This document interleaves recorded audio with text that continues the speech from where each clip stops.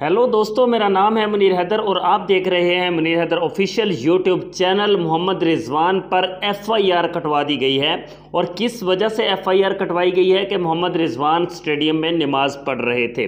सबसे पहले नंबर पर तो अल्हम्दुलिल्लाह के साथ मैं ये कहूँगा कि मैं मुसलमान हूँ और मुसलमान जब मैं पैदा हुआ था तब से ही मुसलमान हूँ और अल्हम्दुलिल्लाह जब मौत आएगी तब भी मुसलमान ही मरूँगा।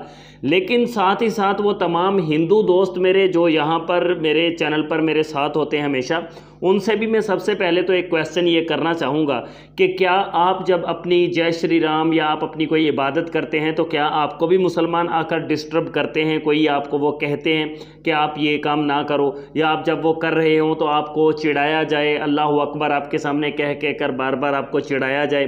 क्या मुसलमान भी ऐसा करते हैं? और उसके बाद आते हैं असल मुद्दे की तरफ, जो कि ये है कि एक वकील साहिब हैं जिंदल साहिब, जिन्होंने मोहम्मद रिजवान पर एफआईआर कटवा दी है। डिटेल से बात करते हैं आप लोग। तब तक वीडियो को लाइक कर दें, चैनल को सब्सक्राइब कर दें, क्योंकि यहाँ पर आपको क्रिकेट की तमाम अपडेट्स टाइम टू टाइम मिलती रहती हैं।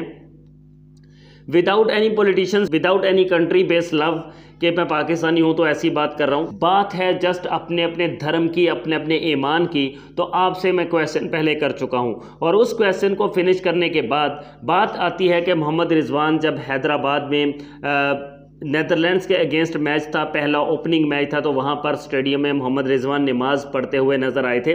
और ये पहली बार नहीं हुआ कि मोहम्मद रिजवान ने या किसी भी और पाकिस्तानी प्लेयर ने स्टेडियम में ग्राउंड में नमाज अदा की हो। इससे पहले बहुत सारे लोगों को याद होगा कि चेन्नई में पाकिस्तान ने टेस्ट मैच खेला था इंडिया के अगेंस्ट, और उस चेन्नई टेस्ट में इंडिया को शिकस्त देने के बाद भी पाकिस्तान के प्लेयर्स ने वहीं पर स्टेडियम में नमाज अदा की थी। और नमाज अदा करना कोई जुर्म नहीं है। आप दुनिया के किसी भी मुकाम पर कहीं भी जाकर आप अपनी नमाज जो है वो अदा कर सकते हैं, अपनी इबादत आप कर सकते हैं। और पाकिस्तान में भी हिंदू रहते हैं, उनको कोई पाबंदी नहीं है कि वो अपनी इबादत नहीं कर सकते। किसी भी कंट्री में दुनिया के किसी भी रिलीजन से कोई ताल्लुक़ रखता है तो उस पर कोई पाबंदी नहीं है कि वो अपनी इबादत नहीं कर सकता। वो अपने धर्म के, अपने दीन के, अपने मज़हब के मुताबिक वो अपनी जो इबादत है वो कहीं भी कर सकता है। और मोहम्मद रिजवान स्टेडियम में नमाज़ पढ़ते हुए पाए गए, जिस पर जिंदल साहिब ने एक उनके अगेंस्ट जो है वो एफआईआर दर्ज करवाई है और आईसीसी को उन्होंने रिक्वेस्ट की है कि ये रिजवान जो है वो गलत कर रहा है। और स्क्रीन पर भी आप मुलाहिजा कर सकते हैं वो एफआईआर जो उसने कटवाई है। और मैं सबसे पहले तो यहाँ पर ये कहूँगा जिंदल साहिब से कि भाई आपको प्रॉब्लम क्या है मोहम्मद रिजवान से और उसकी नमाज से। नमाज वो पढ़ता है अपने अल्लाह को राज़ी करने के लिए, और अगर आपका कोई भी खिलाड़ी, आपका कोई भी बल्लेबाज या कोई भी हिंदू जब आता है इंटरव्यू देने के लिए और वहाँ पर आकर वो कहता है कि जय श्री राम ने मेरी मदद की, मैंने अपनी जो कारकर्दगी है वो उसकी वजह से दी, मैं उसका शुक्रिया अदा करता हूँ, तो मोहम्मद रिजवान भी अगर परफॉर्म करने के बाद आकर वहाँ पर माइक पकड़ता है और माइक पर कहता है कि अल्हम्दुलिल्लाह, अल्लाह ताला की ज़ात का लाख लाख शुक्र है, और वो कहता है कि ऊपर वाले ने मेरी मदद की, ऊपर वाले की वजह से मैं ये सारा कुछ कर पाया हूँ, तो इसमें गलत तो कुछ भी नहीं है। उसने किसी इंडियन के खिलाफ कुछ नहीं बोला, उसने किसी हिंदू के खिलाफ कुछ नहीं बोला, उसने किसी के मजहब पर कोई बात नहीं की, उसने किसी के भी धर्म पर कोई बात नहीं की, तो फिर मोहम्मद रिजवान पर एफआईआर कटवाने का तो काम ही नहीं बनता। और इस एफआईआर का कोई मतलब भी नहीं है। इस एफआईआर पर आईसीसी कोई एक्शन ले भी नहीं सकता है, क्योंकि ये आईसीसी का काम ही नहीं है। आईसीसी इस बात पर आ ही नहीं सकता कि उसने ग्राउंड में नमाज अदा की है, तो आईसीसी क्या कहेगा, क्यों नमाज पढ़ी है उसने।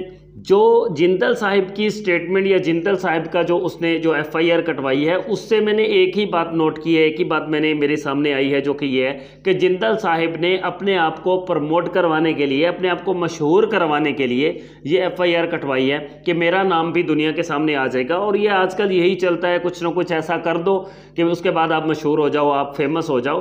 तो जिंदल ने भी शायद हिंदुस्तान में फेमस होने के लिए, हिंदुओं के धर्म में फेमस होने के लिए कि मैं बहुत बड़ा हिंदू मज़हब का मैं परस्तार हूँ और मैं बहुत बड़ा हिंदू हूँ और मैं बड़ा अपने धर्म को वो करने वाला हूँ, तो ये चीज़ उसने शो करने के लिए अपने एफआईआर कटवा दी है किसी मुसलमान पर। ये मोहम्मद रिजवान होता या कोई भी और होता तो उसने कटवानी थी कि अब मोहम्मद रिजवान के नाम पर और नमाज अदा करने के नाम पर वो अपने आप को फेमस करेगा। और अपने आप को फेमस करने के लिए जिंदल साहब ने ये गंद मारा है जो उसने ये किया है। हालांकि इसका कोई तुक नहीं बनता, मुसलमान हर जगह पर मौजूद हैं। इंडिया में लाखों लाखों करोड़ों की तादाद में मुसलमान इंडिया में मौजूद हैं, तो क्या वो इबादत करेंगे या वो नमाज़ पढ़ेंगे, तो क्या ये गलत काम हो जाएगा?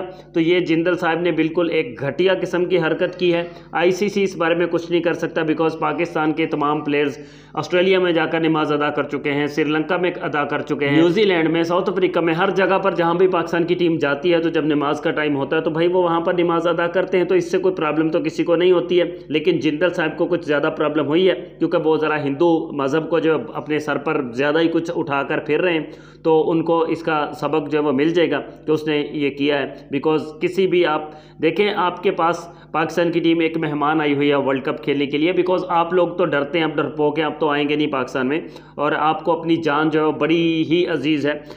लेकिन पाकिस्तान फिर भी धमकियों के बावजूद वहाँ पर इंडिया में मौजूद है, वहाँ पर क्रिकेट खेलने के लिए आया हुआ है। और उसके बाद हैदराबाद में ही मोहम्मद रिजवान पर ये जय श्री राम करके उनको चिढ़ाया गया, और उसके बाद ये नमाज़ पढ़ने पर FIR कटवा कर आप अपनी असलियत शो कर रहे हैं कि आप कितने अच्छे हैं और आप कितने सच्चे हैं, ये आप अपनी असलियत दिखा रहे हैं, इसके अलावा और कुछ भी नहीं है। दोस्तों, आप कितना एग्री करते हैं मुझसे आपने कमेंट्स में लाजमी से बताना है, और आपने ये भी बताना है कि ये जो जिंदल साहब ने किया है ये उसने बिल्कुल सही किया है या गलत किया है। आपके कमेंट्स लाजमी से बताइएगा। वीडियो को लाइक और चैनल को सब्सक्राइब भी लाजमी से कीजिएगा, क्योंकि यहाँ पर आपको क्रिकेट की तमाम अपडेट्स टाइम टू टाइम मिलती रहती है।